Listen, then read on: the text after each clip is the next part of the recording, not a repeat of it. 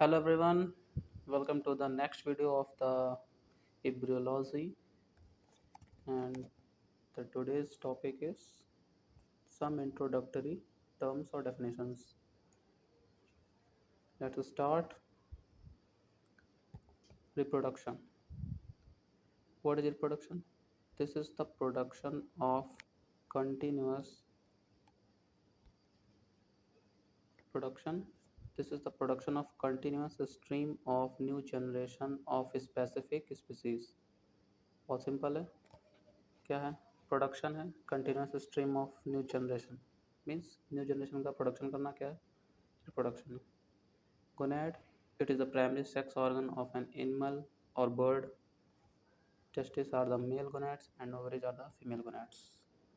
Okay, primary sex organ of animal और bird gonad होते हैं. Primary means the production of sperm, production of ova. Okay, testis mail में and ovaries female में. What is gametes? Gametes, you know, these are the specialized sex cells which are produced by the gonads. Spermatozoa are the male gamete, और ova are the female gamete. Okay, तो specialized sex cells होते हैं produced by the gonads. Okay, spermato are the male gametes, ova are the female gametes. Next, fertilization. Fertilization is the union of a spermatozoon and the ovum. Zygote, the single cell fertilized ovum is known as zygote. The single cell fertilized ovum is known as zygote. Deutoplasm, the reserve food material within ova is called deutoplasm. Sorry. Reserve food material within ova is called deutoplasm, and this reserve food material is also known as yolk. Ontogeny, the most important. What is ontogeny? You have to understand this ontogeny. It is the development of one's own self, that is individual development. It embraces complete life cycle of an organism which consists of prenatal development, postnatal growth and maturity. This is a gradual process of expression of the blueprint of life which is stored in the genes of zygote.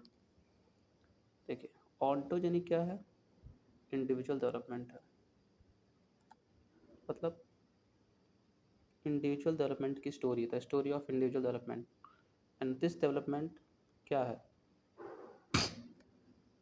Sorry, this development is stored, the blueprint of this development is stored in the genes of the zygote. So it's gradual expression throughout the life, like prenatal development, postnatal development and maturity. Okay, all the phases of life covered in this. Ontogeny is the development of one's own self.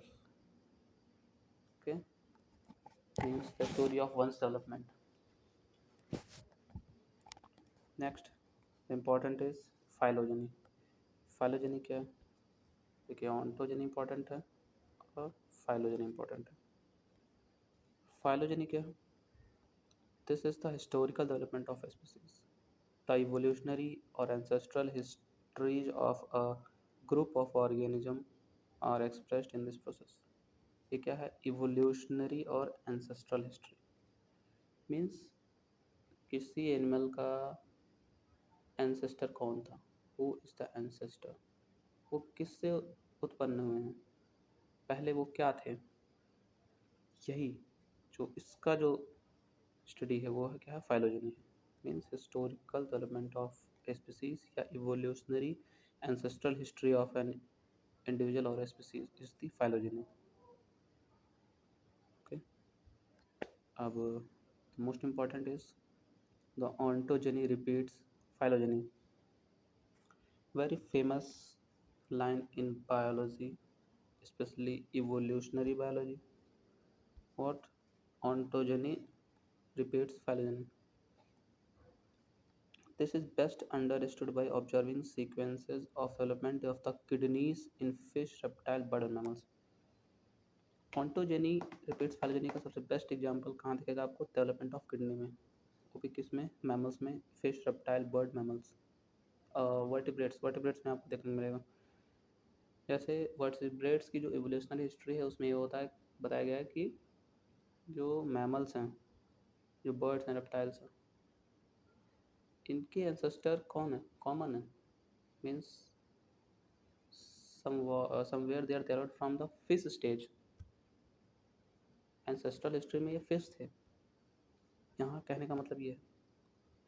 तो ontogeny repeats phylogeny.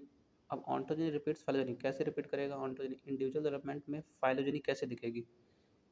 दिखेगी, phylogeny दिखेगी individual development में, but during the embryonic period, means जब embryonic stage होगी ना तब पता चलेगा। जो डेवलपमेंट ऑफ किडनी है ना, ये एम्ब्रियोनिक स्टेज के बाद चल रही है। अब देखिए, the pronephric kidney appears at the early stage of development near the upper thoracic region.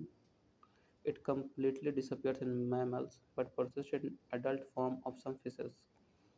जो प्रोनेफ्रिक किडनी होती है ये मैमल्स में नहीं होती है, बनती है बट डिसअपियर हो जाती है। तो रहती किस में? Persist in adult form of some fishes, कुछ फिशेज में ही परसिस्ट करती हैं।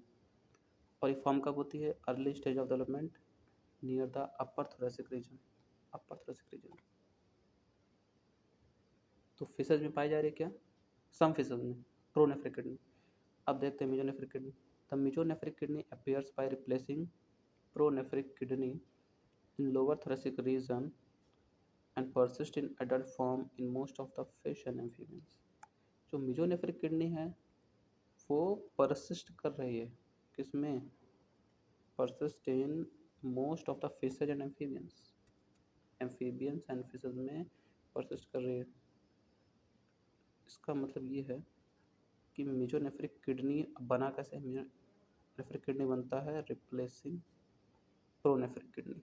ये प्रोनेफ्रिक किडनी को रिप्लेस करके मेजोनेफ्रिक किडनी बनता है।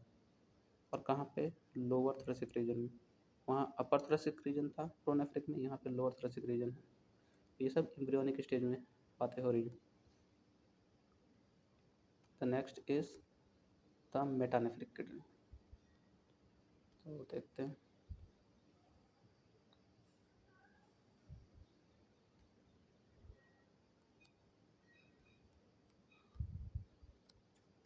The metanephric kidney appears in the lumbosacral region by replacing mesonephric kidney and persist as permanent kidney in reptiles, birds and mammals. तो जो तुम्हारा मेटानेफ्रिक किडनी है वो परसिस्ट करता है एज परमानेंट किडनी कहाँ पे? रेप्टाइल्स, बर्ड्स एंड मैमल्स में। Okay, reptiles, birds, mammals. और ये कहाँ बनता है? लंबोसैक्रल रीजन में। कैसे बनता है? बाय रिप्लेसिंग मेजोनेफ्रिक किडनी, मेजोनेफ्रिक किडनी को रिप्लेस करके। एंड मेजोनेफ्रिक किडनी रिप्लेस करता है प्रोनेफ्रिक किडनी। तो देखा आपने, तो ये तीनों टाइप से किडनी के ये आपको मैमल्स के डेवलपमेंट में दिख जाता है। इसीलिए कहा जाता है कि phylogeny repeats, sorry ontogeny repeats it's phylogeny. तो very famous in biology. Ontogeny repeats phylogeny. Ontogeny means individual development, and phylogeny means ancestral history, evolutionary history, development of evolutionary history. देखिए, this chronology of development shows that at first mammal appears to be in fish stage, then pass into amphibian stage, and finally reach into mammalian stage. And this event proves that ontogeny repeats phylogeny. ये line इसमें समझाया हुआ है कि ये जो development of kidney ये दिखाता है कि मैमल्स, जो पहले मैमल्स थे वो फिश थे, देन वो एम्फीबियंस हो गए, एंड देन वो मैमेलियन बन गए आखिरी में। और यही चीज़ प्रूफ करती है कि ontogeny repeats phylogeny. Okay, now the next is the totipotent character. See, What is totipotent character? Very important. It is also very important. Totipotent character, normally one out of the two cells which are formed after the first cleavage division in a zygote, produces an embryo, and the other cell give rise to protective covering of the embryo and provide nutrition to it. But in case of the formation of identical twins, each of those two cells form a separate embryo. This character may be retained up to 8 cell stage of development. Therefore, capability of these newly formed cells to form new individuals separately is called totipotent character. However, this character is variable in different species of animals. देखिए ये क्या कह रहा है, totipotent character बोलता है कि capability of these newly formed cells to form new individuals separately is called totipotent character. कहने का मतलब ये है कि देखिए नॉर्मली क्या होता है कि जाइगोट बनता है, ओके, जाइगोट बनता है। अब जाइगोट में क्या होता है, फर्स्ट क्लीवेज डिवीजन होता है, उसके बाद क्या होता है, डिवीजन से एम्ब्रियो बनता है। एंड एम्ब्रियो बनने पे क्या होता है कि जो सेल्स बनती है, जैसे जाइगोट डिवाइड हुआ, 2 सेल बना। अब 1 सेल क्या करता है, जो 1 सेल होता है वो देखिए एक सेल एम्ब्रियो बनाएगा एंड द अदर सेल, जो अदर सेल है वो प्रोटेक्टिव कवरिंग बनाएगा एम्ब्रियो का, प्रोटेक्टिव कवरिंग होता है एम्ब्रियो, एंड न्यूट्रिशन प्रोवाइड होगा उससे। But in case of the formation of identical twins, लेकिन कभी कभी ट्विंस बन जाते हैं। वो कैसे बनते हैं, जो जाइगोट में डिवीजन हुआ उसमें एक सेल एम्ब्रियो बनाता है एंड दूसरा सेल प्रोटेक्टिव कवरिंग बनाता है। बट ट्विंस के केस में क्या होता है कि जो दोनों सेल्स होते हैं, the two cells form separate embryo, the two cells form the separate embryo. Okay, तो ये जो कैरेक्टर है ईच सेल के द्वारा एम्ब्रियो को बनाने की जो क्षमता है, इसी कैरेक्टर क्या बोलते हैं, टोटिपोटेंट कैरेक्टर। और ये 8 सेल स्टेज तक इनमें टोटिपोटेंट कैरेक्टर होता है। ओके, ये बता रहा है। However this character variable in different species of animal, लेकिन ये कैरेक्टर वेरिएबल है अकॉर्डिंग टू स्पीसीज। ओके, अब आते हैं pluripotent character. What is pluripotent character? देखिए, group of cells in the morula are capable of giving rise to several different cell types. This is called pluripotent character. However, they may still differentiate into various specialized type of tissue element, but not those of extra embryonic tissue like placenta. देखिए pluripotent character क्या है कि जो group of cells है morula में, वो क्या है, capable of giving rise to several different cell types, मतलब डिफरेंट डिफरेंट टाइप के सेल्स बनना। ठीक है, बॉडी में कई प्रकार के सेल्स होते हैं ना। अभी क्या जाइगोट बना, जाइगोट से क्लीवेज डिवीजन हुआ, तो सारे सेल्स क्या हैं, एक जैसे होते हैं, लेकिन उन सेल्स में डिफरेंशिएशन आना, डिफरेंट टाइप के सेल्स का formation, capable of giving rise to several different cell types. और अभी किस स्टेज में, मोरुला स्टेज में। इसको क्या बोलते हैं, pluripotent character. However, they may still differentiate into various specialized type of tissue element, but not those of extremities like placenta. अब ये जो है तुम्हारा कौन बनाते हैं, जो एम्ब्रियोनिक सेल होते हैं, ना कि extra embryonic cells like placenta. इनमें ये क्षमता नहीं होता है, डोंट हैव। Okay, amniotes. अब एमनियोट्स बात करते हैं। देखिए, in reptiles, birds and mammals, spermatozoa pass from the body of male to that of female during coitus, and fertilization takes place inside the body of female.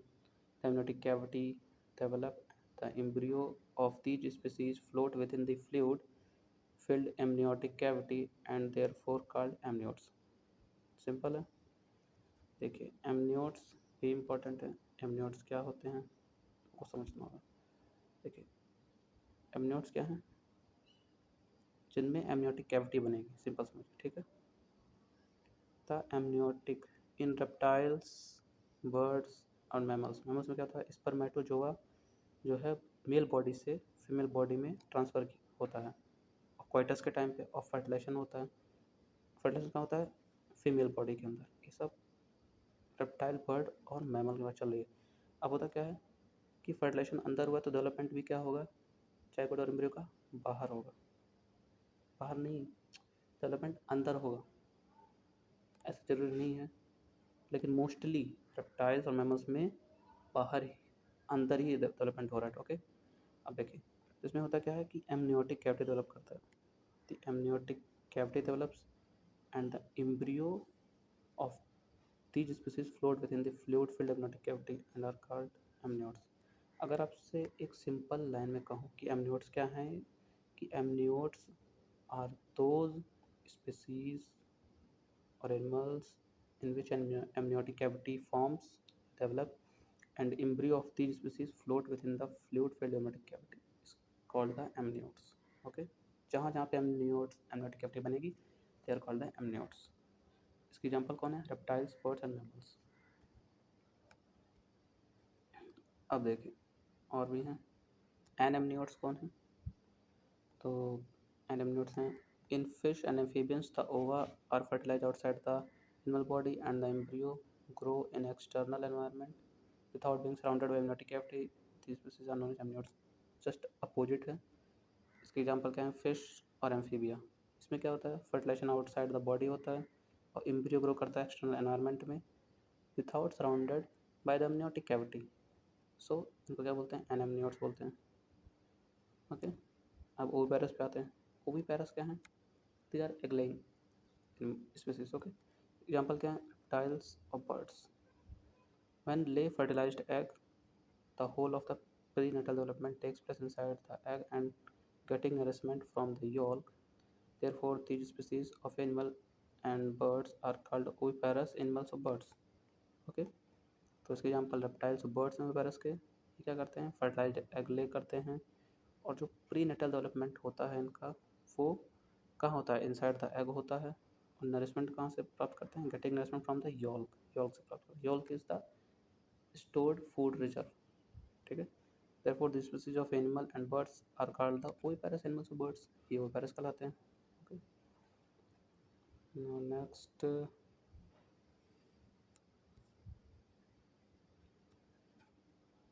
viviparous। अब देखिए viviparous means क्या होता है बताते हैं। The mammalian embryo have a small yolk sac with meager supply of nutrition। The embryo develop within the uterus on receiving nutrition from mother through placenta। These mammals are called viviparous। ठीक है, तो इसमें क्या है इस viviparous examples के example क्या हैं मैमेलियंस। ठीक है, तो जो मैमेलियन एम्ब्रियो होता है उसमें क्या होता है उसका जो यॉल्क सैक होता है वो काफ़ी स्मॉल होता है। ठीक है, स्मॉल यॉल्क सैक और उसमें मियागर सप्लाई ऑफ न्यूट्रिशन मतलब काफ़ी कम अमाउंट में न्यूट्रिशन होता है कि पूरा full development of the embryo हो सके अंटिल बर्थ। ओके, तो इसमें होता क्या है कि embryo develop with the uterus receiving nutrition from mother, वो मदर से न्यूट्रिशन लेता है किसके through placenta, the mammals are called viviparous. और ऐसे मैमल्स को क्या बोलते हैं विविपेरस बोलते हैं। मीन्स इनका डेवलपमेंट एग के अंदर नहीं होता, इनका development within the uterus होता है। The embryos develop within the uterus by receiving nutrition from the mother through placenta and oviparous में the embryonic development occurs in the inside the egg with the nutrition derived from the yolk। okay, small yolk sac and meager supply of nutrition viviparous animals में है yolk से। next incubation period, incubation क्या है it is the duration of time through which the embryos are hatched within eggs of birds and reptiles outside the body। incubation क्या है कि duration है या टाइम है जब क्या हो embryos are hatched egg of bird outside body, जो एम्ब्रियोज होते हैं वो हैच करके क्या होते हैं वहाँ से बाहर आते हैं, एग से बाहर निकल जाते हैं, वो टाइम है। Okay, incubation period and gestation period क्या है duration of retention of the embryo within the uterus in mammals until fully developed young individual are born. ये भी सेम चीज़ है, ये है duration of retention of embryo within the uterus, ये mammals में होगा। ओके, जब तक कि fully developed young individual born नहीं हो जाता। हमारा डेसिडुआ पे। तो डेसिडुआ क्या है? डेसिडुआ है, it is the modified form of endometrium just after implantation.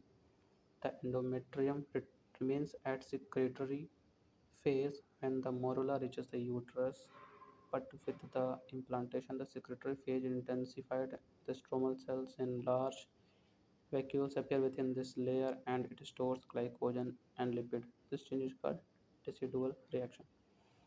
तो डेसिडुआ क्या है? ये एंडोमेट्रियम का क्या है? मॉडिफिकेशन है। कब हो रहा है? Just after implantation. Endometrium remains secretary phase. Endometrium की जो सेल्स वहाँ पे सिक्रेशन रहता है, बट आफ्टर इम्प्लांटेशन क्या होता है?